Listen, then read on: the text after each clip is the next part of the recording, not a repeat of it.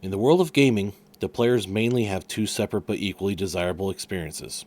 One is through computational devices, taking input through buttons, joysticks, and mice, and is displayed on a screen. The other is paper and cardboard, with dice, plastic pieces, and pencils on a table. We represent both. I'm Not Much 23. And I'm Choasassassin. And this is Gamer Experience. And we are starting our third season. Can you believe it? Wait, we're on our third season already? I thought we were still halfway through season 2. No. That would mean that we've been doing this for working on our third year. This is our third year of doing this. Working on it, That's yeah. insane to think about. And of course, with a new season, we got, of course, new intro, which... Let's hope it works.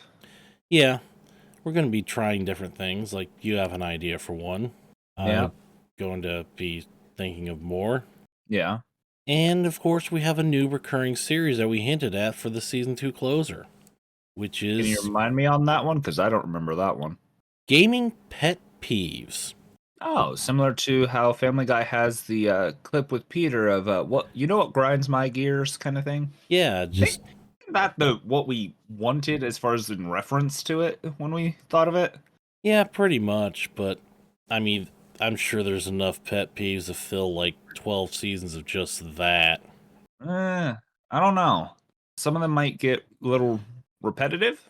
Yeah, but basically it's just pet peeves, aggravations, annoyances, and just things that piss us off about gaming. It's a negative part of the gaming experience, but still part of the gaming experience.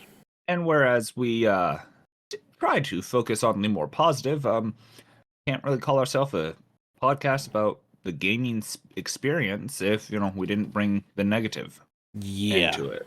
I think one of the biggest ones I have is the fighting between companies and systems. Oh, that covers both board, card, and video games. Yeah. I'm sorry, I get, people prefer their preferred system between Nintendo, Xbox, and PlayStation. And then there's, PC.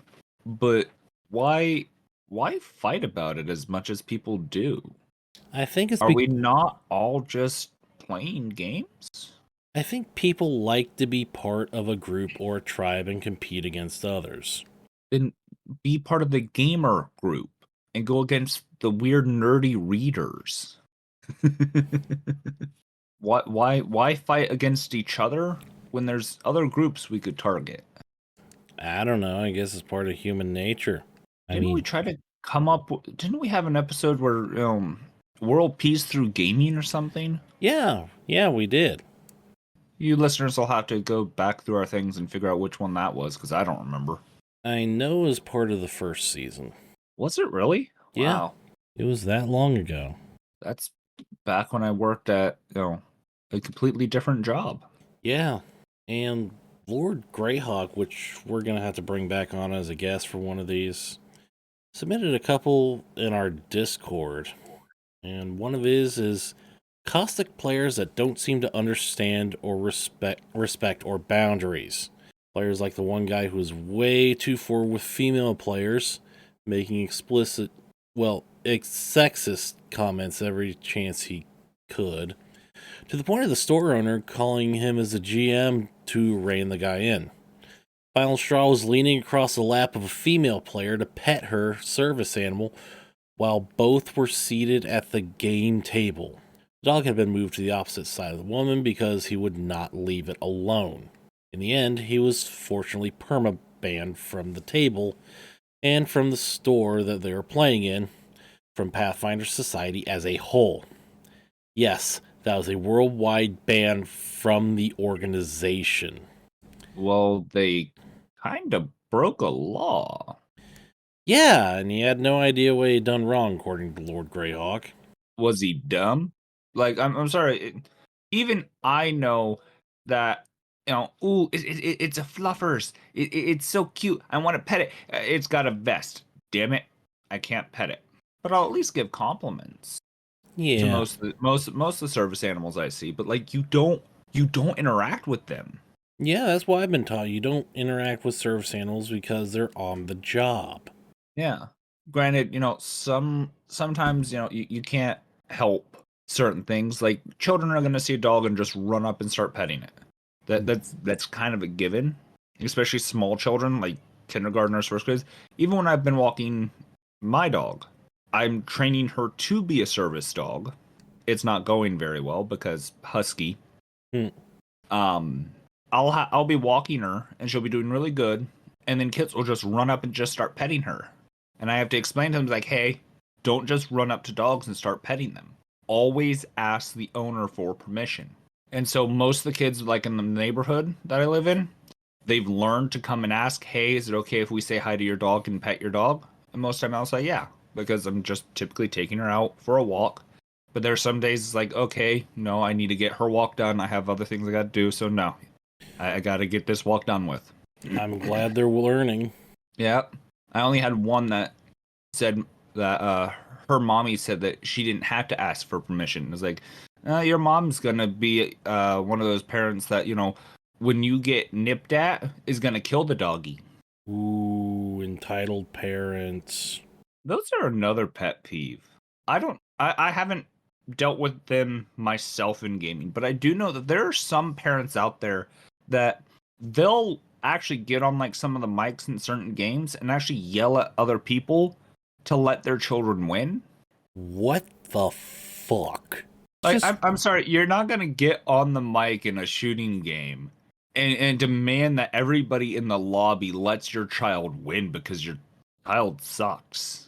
yeah. Have you never heard of Xbox Live chats? I And was never part of them, but I had a friend who had Xbox, and I was playing one of the games, and I somehow ended up in a chat, and I just started just getting yelled at for no reason. I was playing a solo game, but apparently some of his friends had similar to like some games have group chats now. I know PlayStation does, but he was in one, and people were just yelling at me, not realizing it was not him, because apparently he was supposed to play games with them, but he was showing me a couple of games. So I think those people just have their heads up their asses. yeah. What are some of your pet peeves? No, I've been trying to think of some, and I've come up with one on video games. It's like when you go, especially on the older ones, when you go to jump, but it doesn't register in time. Oh, so the desynchronous of the button mashes. Yeah, the input lags. Like, I fucking jumped. I know that one all too well. Or better ones, certain combat games like, hey, I hit the shield or the dodge button. I wonder what Dark Souls game that could be. I don't know what you're talking about. Definitely not Elden Ring. That's another thing. Some of the new difficulty curves in gaming, it's a higher curve, but like, why so high? I can hazard a guess on that one. Is to get players to play longer so that the studio doesn't have to put in nearly as much content. That's just a dick move. Well, when you have managers breathing out your neck to get the game out 3 years ago, I can sort of understand it. Oh, yeah, that's fair. Other gaming peeves. I'd say the competitive aspect. Not necessarily the fact I'm against competitive play. I used to play competitive gaming. I'm more of the people who they play competitively that think it's okay to just play casually the same game. Like if you're a like world gamer, like go to like some of the world tournaments, you can't just hop into a casual game. Or how about the toxicity of some of these more competitive gamers? The toxicity in competitive gaming and just in certain gaming groups, like League of Legends is known for being one of the most toxic gaming communities. I understand why. I'm one of those gamers, apparently. Ooh. I'm trying to get back into it. I'm trying to stay calm in it because I do enjoy the game. It's just one of those things that just like, okay, what the fuck? Well, I just thought up of another peeve. Really? Paying full price for a triple A game only to be the studio's beta tester. Okay, there are very few games that you actually have to pay to get to beta testing. I used to do beta testing. No, I mean, it's a full release, but it's so buggy, it's really an open beta. Oh, you mean like what happened with what was it? Cyberpunk 2077? Exactly. Where yeah, you could buy the game, but it was so heavily pushed to be done that they're like, fine, here, take it. I'm pretty sure they actually just told the fans, like, well, this is what you wanted, fuck you. You wanted the game now, this is what we have now. We wanted to wait and make it better. Fuck you. But I actually think more companies need to do that when they're pressured by fans to show that, hey, if you want a good quality game, be patient. but of course, these really big developers knowingly release buggy games. They just don't even acknowledge it. They just fix them as they go. I still find it funny, and I swear people from Larian Studios, the people behind Baldur's Gate 3, which I know several episodes ago I ripped into them because I hadn't really gotten to play it. I now own it. I actually really enjoy the game. I swear somebody from there is watching various streamers and people who play the game to find these bugs just to patch them out. Oh, That's actually a slight pet peeve. When game companies patch out bugs that aren't necessarily all that game breaking, but it's one of those things of like everybody uses one of these bugs, so why patch it out? oh, so when a bug becomes an exploit and then they patch it out. Of course. That'd be a fun episode. Talking about glitches and exploits in video gaming. Oh, and especially one of the games I like to play, there's a YouTuber that has exposed a lot of exploits. Oh, I know a YouTuber that their half of their channel is playing perfectly balanced games with no exploits or anything inside of them. Oh, I know that one If you too. know, you know. And I It's one know. of those. I'm sorry, but it would be awesome if we could get him on the podcast for an episode with that. Yeah, I could try to reach out to him, but no guarantees.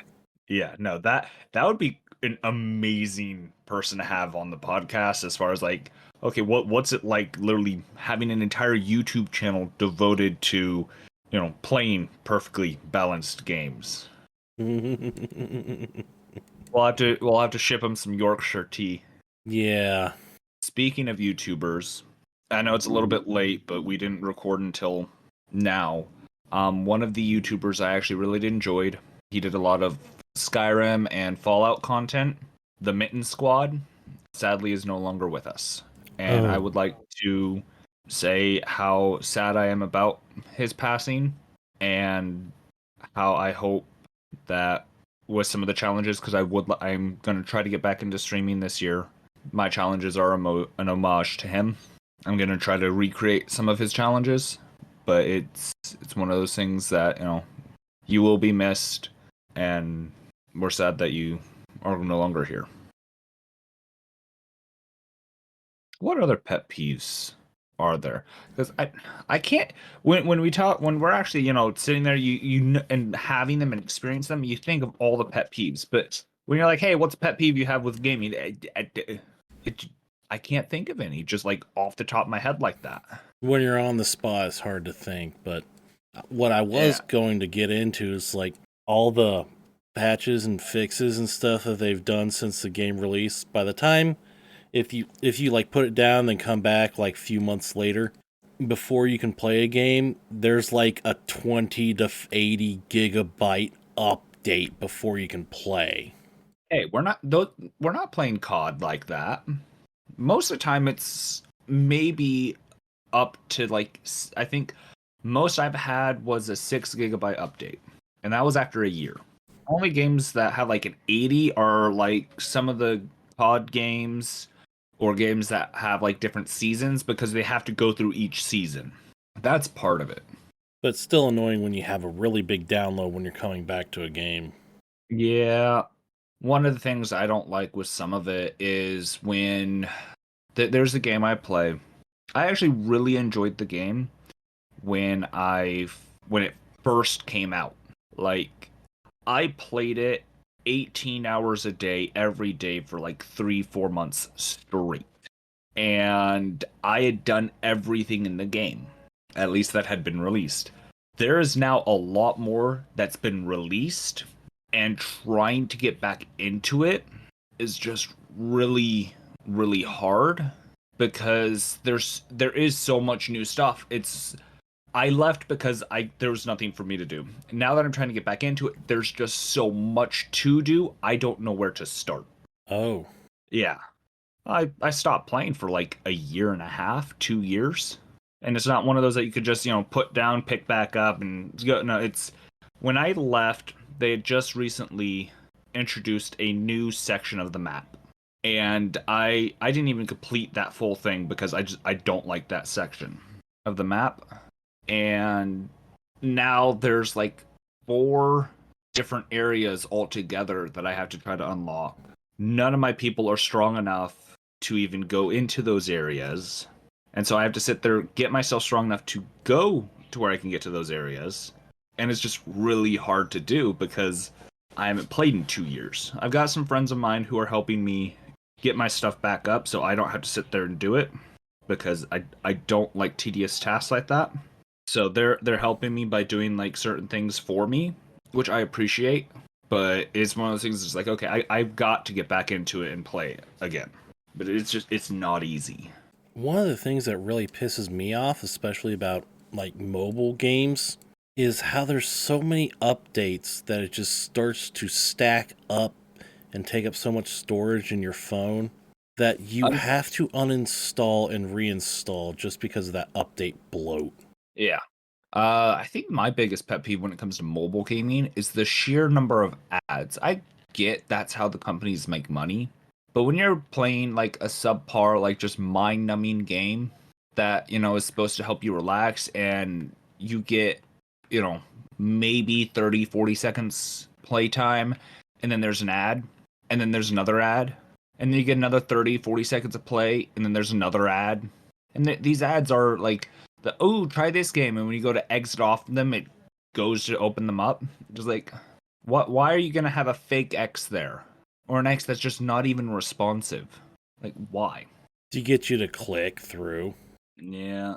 And of course, a lot of those ads will actually download right onto your phone so they'll play even if you disconnect from Wi Fi or mobile data, which takes up even more storage, which is limited because even though I have an SD card in my phone, this version of Android won't let me put apps on it. I can't really think of a whole lot that really upset me. It's more of personal preference for some of the things. Like with certain games, I enjoy doing it at my own speed, especially when it's games that I love. And people around me just kind of like rush through it, and they want me to do is like, dude, you got to catch up to us. Got to catch up to us. Like, no, I'm playing because it's relaxing to me, not because it's I want to get this game done and over with and beaten. That is a very legitimate peeve. One I have when I play tabletop role playing, especially society, is when my rolls are really shitty right when I need them to be at least halfway decent. Yeah. For me, I have my dice luck lately has been really weird. So this kind of be going to be a slight character story tangent, but in one of my games, I don't know if we talked about it in the last character stories or not, but my character is a barbarian, and he's not this typical, dumb barbarian must smash face. He actually has intelligence. I'm playing him a little bit more roguelike and more of how I play my rogues, which is kind of asshole-ish. Heh. So one of the party members is a bounty hunter, and the guy who he's supposed to be hunting just happens to be kind of like our chaperone kind of thing. Basically, he's a high-level character that just doesn't give a fuck anymore, and is helping give us tips because we're up and coming adventurers. Oh, that the GM And controls to keep you reined in and railroad you. similar. So the bounty hunter has always been having issues, with his target. My character decides because in one of the things there's a bunch of statues. My character's like, yes, if we're statues, because we can obviously see that there's a portal and people are trying to come through the portal. I'll pretend I'm a statue. I rolled a 2 on my performance to be a statue. Now, the mentor-esque character likes goofing around too. He decides to stand next to me and rolls a natural 19 on the die to pretend he's a statue. So he's a perfect statue. I'm obviously like, shh, guys, I'm a statue.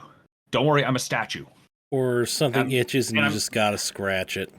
yeah, I'm obviously not a statue, and I get upset because everybody says like, dude, we could tell you're not a statue. It's like, you know what? And I roll. It's just like, wait, so the mentor's next to me, right?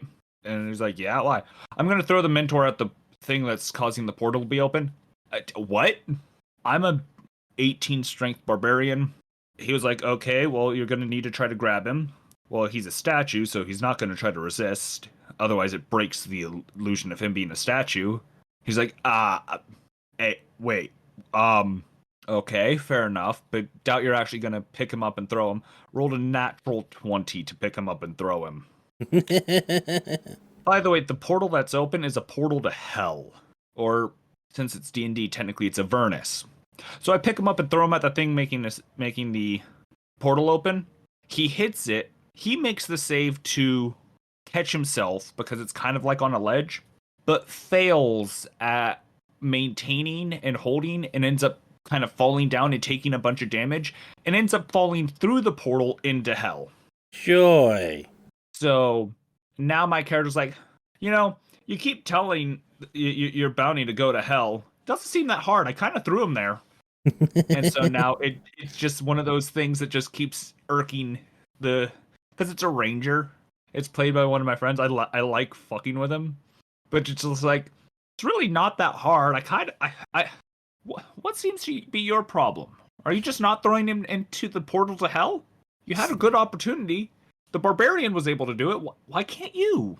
And so it just, and he failed all of his saves. He couldn't roll higher than a 4. He needed a 5 or better on the die to make all of the DC saves he had set. He failed all of them. So your barbarian character gave another character a pet peeve. Something like that. But lately my luck has been, okay, I need to do this. This is a serious thing. I need to roll good. I roll garbage. Damn it. Can I take this and just do this completely off the wall bullshit thing? Will that work? Rolls a nat 24. It's like, what the fuck? It's like when I play my operative, I can either make the trick attack attempt or make the attack land. Not both. All right, you need an 11 or better on the die for the trick attack to go through. Awesome, I rolled a 19. You need a 6 to hit and land the attack. I rolled a 5. No, it's like I roll a 3. It's like, I've seen your dice. I know for a fact they do that. My dice just don't want to do anything serious, but if it's bullshit and off the wall or goofy, my dice are like, let's do it. It's like I'm supposed to be playing this skilled operative who knows how to pull this shit off, but when I go to play, somehow he can't. I'm actually really looking forward to it because all of my games have been postponed because of the holiday season. I'm looking forward to playing my barbarian again because I actually enjoy the gimmick of my character. I'm basically a hired assassin that opened up I killed my target, opened up a letter, and ended up getting teleported, and now I'm having to be a hero. But should probably save that for the next character stories. Yeah, we could talk about that. I don't even know how to pronounce his name. That's the sad part. But I bet if we ask the DM, I bet his pet peeve will be players that actually concentrate and break one aspect of their character. I mean, that's kind of what I do. I break characters. I take an aspect and I break it. Yeah, which is why it's probably your GM's pet peeve. Actually, I haven't really done that. He told me that they needed a tank, so I built a tank. Now, just because probably one of my second, I'd say it's probably my second best kind of character to make would be a tank. That has nothing to do with it. I think it goes rogues, tanks, archers, and then clerics, I or the haven't. medic kind.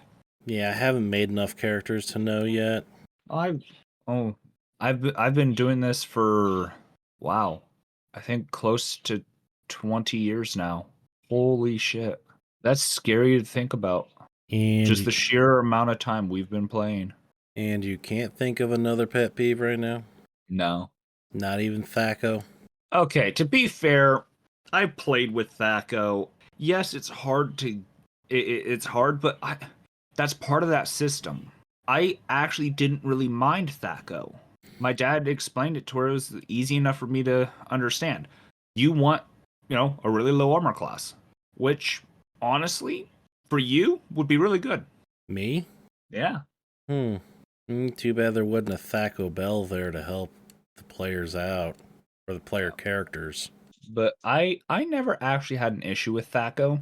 But speaking of that, makes me does give me another pet peeve. The people that are talking about how great certain games are and how they're really good at it, and then I'll ask them things from like OG versions of games. Like I was talking to a group that they were talking about how great D&D is. They've been playing it for years. They love it. And I was like, nice, nice. So when did y'all start playing? It's like, oh, we've just been playing D&D. What edition? What do you mean, what edition? What? How do you pick up a game, love it, and not realize you're playing 5th edition for the game? They just don't pay attention. They didn't know that there was different editions of it. It's like, how long have y'all been playing? Oh, we've been playing for 5, 6 years now. Just like, holy shit, has 5th edition really been out that long? It made me think, it's like, wait, am I really that old? Wait a minute, why am I yelling at these people about not knowing the different editions of D&D? Reminds me of another peeve. Oh? Players who refuse to learn another system and want to convert everything else they want to do into D&D 5th edition. It's like, I want to do sci-fi, but I don't want but I want to do it in D&D 5th edition. Why not play Starfinder? Well, I'm not going to learn another system. See, I actually concur with that one. I'm sorry. You talk about you're a gamer. You love this version. I know something that's similar, but in my experience, a little bit better, and I prefer it over it. And you won't you refuse to learn it. Why? Because my version's better. It's like, no, it's not. Part of the stipulation for me playing in the D&D game I'm in was if I joined them for D&D, they would let me run a Pathfinder game. And I'm a skilled enough GM. They're getting away with a lot of bullshit. I'm going to be having somebody join me who I would feel horrible for Preston if the person I'm adding in was at the same table as me and Nate. They're like Nate and I. They make bullshit powered characters. Do I know this person? No, it's a coworker I have at work. Me and him got talking. Yeah, he has a wizard that specializes in conjuration. He's a pit fighter. He fights with pits. He has create pit. That's his signature spell. He fights with pits. Like, all right, I'll fight you. Create pit. Both. Wait, what? That's how he fights. He's a pit fighter. He was like, yeah, I got a wizard who's a pit fighter. It's like, really? You're the fighter archetype pit fighter? It's like, no, I fight with pits. I'm sorry, what? It doesn't come online, and I think he said to like 5th or 6th level. But I'm sorry, what? A pit fighter. I love this. So I asked him as an NPC for my game to make me a pit fighter. Take the term way too literally. But it works. If you think about it, that is the most entertaining way. You show up at a table, it's like, all right, what are you bringing? Oh, I'm a pit fighter. Awesome, we got our fighter. People don't realize it. It's part of the reason one of my characters I made, and it was a pet peeve I had, where people always would say, yeah, bring a cleric, bring a cleric, bring a cleric. And so I made a cleric. They're like, what are you bringing? Oh, I've got a cleric. Awesome, great, we have our healer. Yeah, joke's on you. And that's how my cleric of Zon-Kuthon came to be. It was You a pet peeve, and I decided to say, fuck you. making a character to counter one of your pet peeves. Wow, that's Not very much something I would do. well, you obviously did. Uh, it's one of those things that, and now people will now say, "Hey, can you bring a medic or a healer?" It's like, why not just a cleric? They're like, we would like a medic, not a cleric, because everybody's learned. I have multiple clerics. Some heal, some don't. Some charge you, some don't heal you unless you agree to be pacifist. Really? I have a cleric of Irori that only ever does non-lethal damage, will always try and convince people, because he's really good at diplomacy, he will always try to convince people to change their ways. He's a pacifist. And they'll change their ways for the next 5 minutes. So yeah, he doesn't care. They agreed to be good, and he will do everything in his power. If you try to attack them, you've lost the ability to be healed. Fuck you. They agreed to be good and let us by, and you attacked them. I don't care that they're an anti-paladin and lied to me. Just because they're against you does not mean you have the right to attack them. I asked if they would be nice and change their ways. They said yes. That's good enough for me. I just like the brightest tool in the shed, but still. What are some of your pet peeves when it comes to like character creation like that? Because I know you would have to have at least one. I don't think I've created enough characters to have any. Really? I think it's not exactly a pet peeve. It is, but it isn't. One of the things I enjoy most about like your characters, all of your characters are kind of intertwined and have a good backstory. It's a very developed character. Then there are people out here, oh, I have a barbarian, he smashes face. Well, what's his favorite drink? Alcohol. What kind? Why? What's his ambitions? The people that make characters but don't have backstory. So you don't like when people make flat one-dimensional characters. And I can't make characters that easily because I invest so much into them. I mean, I'll admit I have some characters that are fairly one-dimensional, but some of my most entertaining and favorite characters to play are my 2 to 4 dimensional characters. Like Toto, by far probably one of the most complex characters I have. If anybody knows anything about Lone Ranger and what happens with Tonto, Toto, you get the gist. So, Paranoid Bird and the things he's gone through have just helped him. Giving himself a god complex. If you would like to know how he got a complex, I'm pretty sure it's in one of our character stories. Might be. But I'm sure I told the story of that. I don't know. Maybe, maybe not. Maybe we can tell. You can tell it again. But I mean, I've started with one-dimensional characters, but as I started playing them, I start fleshing them out. And see, that I like with certain character development.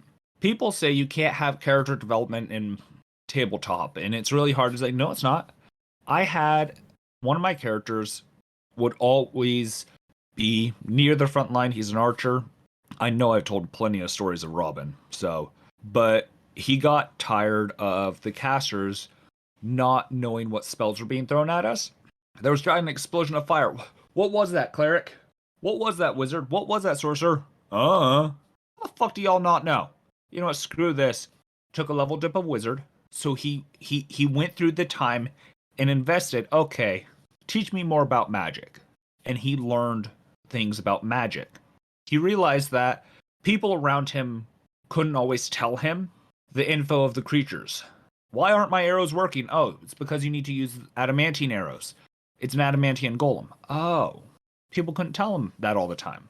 So I actually had it to where he went, picked up a wizard level to learn about the different types of creatures that are out there, learned a little bit of magic to help him out. And that's part of his character development. There are things you could do with your characters that can make them go from one-dimensional to two-dimensional. And sometimes, if you're constantly running into certain creatures, have them pick up a thing of a specialty of fighting them or something. Don't think a lot of people will take. I mean, the first character I ever made was a cleric because Well, a healing cleric more specifically, not a cleric of Zonkuthon. I think But I'm the only one that actually has a follower of Zonkuthon. recently, she actually took a 2-level dip into Brawler to learn to defend herself finally. Oh, that's good. Because as you know, Pathfinder First Edition, it is really hard to make a combat capable cleric, especially in society. Yes and no. I mean, it's doable, but You have to put you effort into it. you have to put a lot of effort. You have to you're going to be sacrificing a lot of the clerical abilities. So for instance, if you actually really wanted to do it, you probably wouldn't have that high of a charisma. So you're not going to get a lot of channels, but you are going to necessarily want a somewhat higher wisdom due to Clerics are wisdom-based casters. yeah. So and you're going to want self-buffing spells. So you're going to want things that help you in combat. Things like enlarge person, bull strength, things like that. You're not going to be nearly anywhere comparative to a, fighter or barbarian, ranger, like any of those, but you'll be able to hold your own. Yeah, but I kidded this one out to be a healer because, again, the party needed one, and one's always useful. Yeah, in a scrap. Hey, that'll work. And if you end up having to put all your weapons away, because there are parts in society that you can't enter this part of town without putting all your weapons away. You're part brawler. You have your fist. Brawlers have improved unarmed strike from level 1. It's part of being a brawler. And I actually gave her a fighting style, which I can because martial training means that brawler levels count as both fighter and monk levels for the purposes of qualifying for feats. Which, in all actuality, that's one thing I dislike with D&D that I actually prefer with Pathfinder is the number of class options. I'm sorry, when I think of monk, I think of somebody who's very zen, very meditative, like a Shaolin monk. But when I think like a boxer or a ruffian, I think closer to like a brawler. It's a good mix. I like if I'm making a character that I'm just gonna straight up go toe to toe fisticuffs. I'm probably gonna lean towards brawler because when I think brawler, I think like the fighting pits that England used to have back in the what years were those? Back when child labor was good. There was an Assassin's Creed game based in there. Oh, Victorian times? Yeah, Victorian England time. Like that's what I think when I think brawler. They'll fuck you up. Whereas a monk, they'll more deflect and hit you more precisely. Whereas brawler, they're just gonna hurt you. That's like an MMA kind of thing. So your pet peeve with D&D 5e is, of course, the lack of class options and lack of options in general. Yeah, that's one of them because I enjoy having a more versatile thing because you could say, well, we need a front line. Okay, well in D&D you have barbarian, monk, or fighter. I mean, yeah, you could put rogue in there too, but in Pathfinder you want a front line. Okay, you can do ranger, rogue, barbarian, fighter, monk, brawler, slayer, Magus? yeah, magus. There's just so many other options you could do. Yeah. Scald, Cavalier, Samurai. cavalier, samurai. Which in D&D, the cavalier and samurai would be fighter archetypes, which is fine. Ninja would be a rogue archetype, but there's a very distinct difference between a rogue and a ninja. So it's one of those things that it's not as versatile, especially with how some of their class features are. You don't get nearly the versatility that you can in Pathfinder. Well, we started off not being able to think of many peeves or things that piss us off, and All it took was me going on a slight tangent, and then we came up with others. Like every episode we have, just give it time. I'll go on a tangent. yeah. So I think we need to make a correction that what you said during the home games versus organized play, that you cannot play society at home. Actually, yes, you can. Well, I mean, you always could. Just it's not as it's hard to describe. I prefer more of a home game if I'm going to be doing some of those things, but I do like the rules with society. They're very decent rules. It's Yeah, basically just more stricter rules than what most GMs have, because a lot of GMs and DMs, they don't allow drow in certain campaigns. They don't allow this, they don't allow that. So there's always restrictions, but I think at least in some home games, it'd be better to not necessarily have those restrictions. Just as a personal preference. but you stated during that episode that organized play must be played in a public location, which Technically, yes. Technically, for it to be considered organized play, it has to be in a public setting as part of the rules for it. You can have society games at home, but you need like a actual venture code.